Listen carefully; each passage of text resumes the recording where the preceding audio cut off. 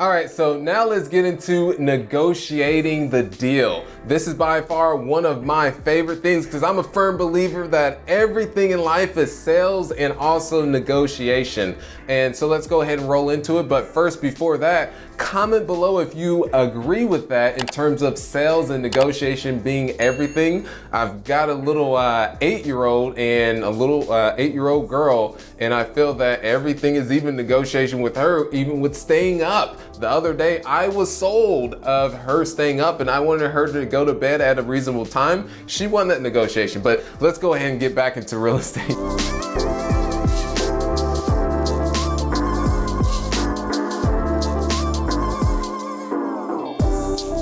One assumption that I meant to mention on the previous video was, or on the topic of underwriting, was $2 million worth of renovations was also built into the underwriting. So that's one thing I wanted to allude to.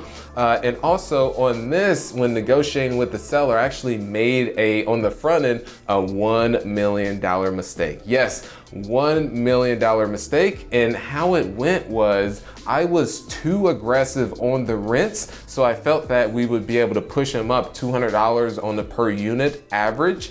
However, and this is why it's good to have a team and have a second set of eyes, did some further digging in rent comps, and they have more even extensive experience than I do in terms of understanding the market because they are more into the property management side. And so with that it was determined that my rents were too aggressive by $75. So you think of $75 across 156 units times 12 months. That is a huge swing in terms of the income, which is how we determine what the offer was going to be to the sellers on the other end. So there's that mistake, but also it came down to a negotiation where we knew that they were motivated enough, and we also built a good relationship too. So go ahead and follow me, and I want to talk about how it was really established with building that relationship, because one key thing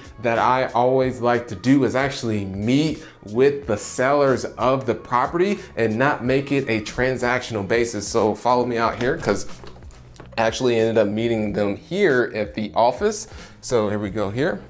And there is where the community manager typically is. Her name is Echo, and where everyone works in terms of just really staying on top, because this is a community that's 156 units. So you're able to get that economies of scale. And what I mean by economies of scale is you're able to have multiple maintenance techs that's on site, as well as a community manager that also lives on site. So you're really able to get that boots on the ground, versus the smaller the asset is, you're really having to rely on more of the property is just not able to sustain someone being actually on site. It could, but it could get really tough in terms of from a financial standpoint. But ended up meeting the seller here.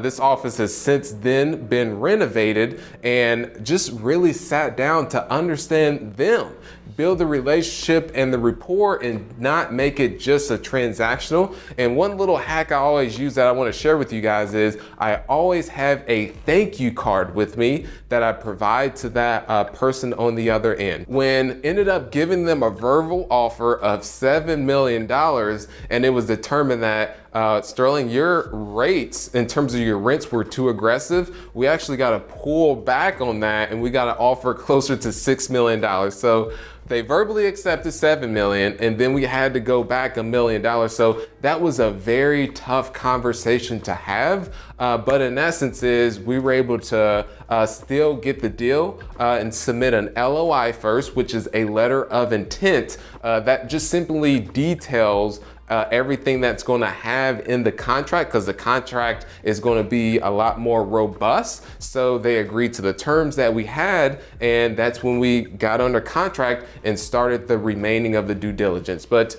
The key thing I really want to talk through with everyone is understanding that everything is negotiation. And let's say someone throws you out a price, is that instead of looking at it linear, let's say something comes up and you want a reduction of the purchase price, you can be a little bit more creative and say, okay, the purchase price is, let's say, $6 million, and they're firm on that. However, seller, could you throw in replacing the roofs, making repairs to the parking lot? So just being creative, that way just that shows that you're flexible from that side, and that you're willing to work with them, because it's all how things are perceived in the negotiation, and then also the leverage. We had leverage. That one is the financials that they provided just weren't the greatest.